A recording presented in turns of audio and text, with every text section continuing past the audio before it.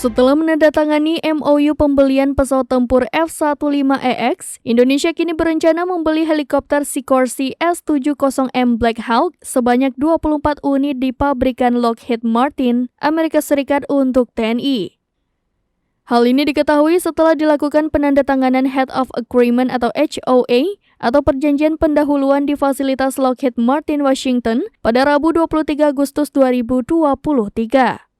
HOA itu ditandatangani oleh Direktur Utama PT Dirgantara Indonesia, Gita Amperiawan, dan Vice President of Global Business Development Sikorsky Lockheed Martin, Jeff White.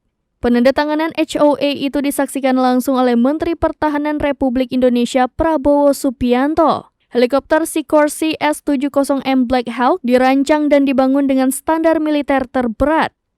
Jet tersebut dengan cepat dan handal mengirimkan personal dan pasokan di wilayah kepulauan besar. Penandatanganan HOA ini dijadikan sebagai landasan kerjasama antara kedua pihak. Kedepannya, pihak Sikorsky akan mendukung dan memberikan otorisasi kepada PT DI untuk melakukan assembly terhadap sistem utama.